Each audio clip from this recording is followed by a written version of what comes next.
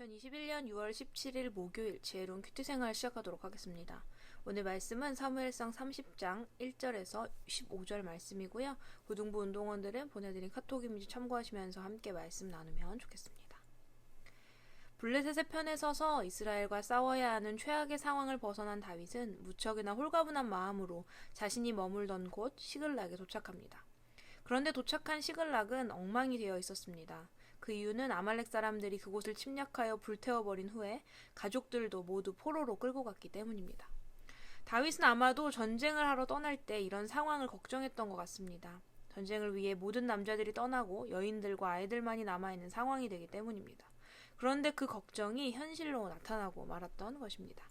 다윗과 함께했던 모든 자들은 울 기력이 없을 정도로 통곡했고 이제 이 상황을 어떻게 해야 하나 생각하다가 자포자기하는 마음을 가진 자들은 다윗을 죽이려고 했습니다. 절망으로 가득한, 슬픔으로 가득한 그 상황 속에서도 다윗은 살아계신 하나님으로 말미암아 새 힘과 용기를 얻습니다. 다윗은 즉각 제사장을 불러 에봇을 가져오게 하고 하나님께 묻습니다. 하나님, 우리 가족을 끌고 간 사람들을 뒤쫓을까요? 놀랍게도 하나님은 다윗과 질문의 대화를 나누듯 대답해 주십니다. 그들을 뒤쫓아가거라. 그들을 따라잡을 수 있을 것이다. 여러 가지 온갖 방법을 사용해서 하나님의 대답을 듣고자 했던 사울이 결국 듣지 못했던 하나님의 응답을 다윗은 너무나 쉽게 듣고 있습니다.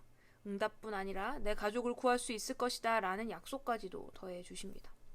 가장 긴박한 순간, 가장 간절한 순간 다윗은 인간적인 수단과 방법이 아니라 전적으로 하나님을 의지하고 하나님의 뜻을 구했습니다. 이렇게 다윗은 자신의 삶에 닥쳐온 고난 중에 하나님의 응답을 얻음으로 그의 삶 속에 하나님이 늘 함께 하신다는 것을 체험하였습니다. 이로써 또 한 번 그의 믿음이 자라나게 됩니다. 자신들의 가족을 데리러 가는 다윗의 추격이 얼마나 급했는지 함께 가다가 지친 200명의 군사들이 생겼을 정도였습니다.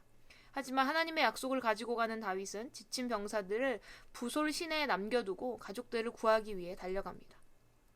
그렇게 달려가던 길에서 한 이방인을 만나는데 이집트 사람이었습니다. 자신의 군사들도 남겨주고 달리던 중이었는데 다윗은 그 사람을 위해 길을 멈추고 그에게 먹을 것을 주고 그를 돌보아 줍니다.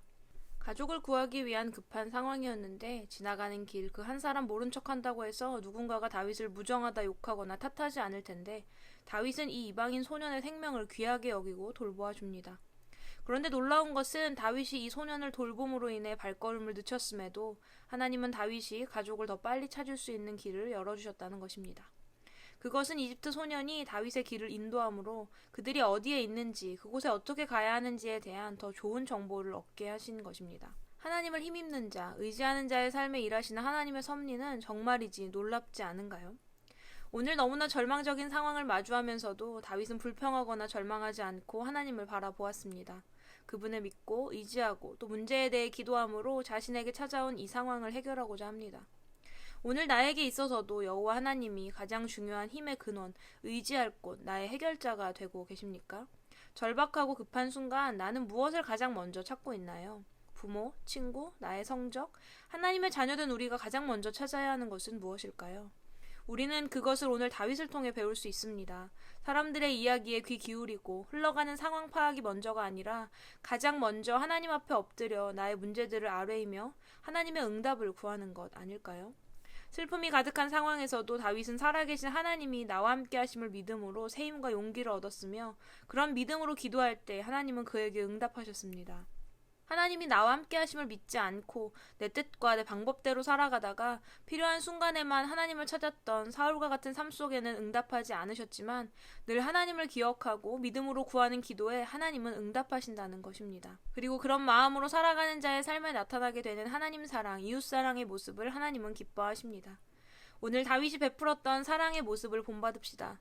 나 혼자만 하나님의 은혜와 사랑, 응답을 받으며 행복하게 사는 삶이 아니라 내가 받은 그 사랑과 은혜를 내 주변에 있는 어려움을 당하는, 외로운, 지쳐있는, 도움이 필요한 이웃에게 나누기를 바랍니다.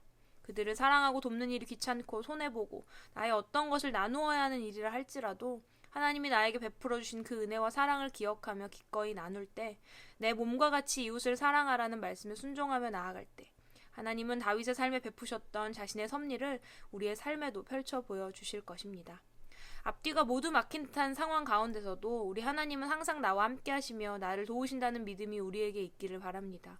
또 그 가운데서 내 방법과 내 뜻이 아니라 하나님의 뜻을 묻고 따르는 지혜로움이 우리 운동원들에게 있기를, 하나님의 놀라우신 섭리가 함께하는 삶이 되기를 소망합니다.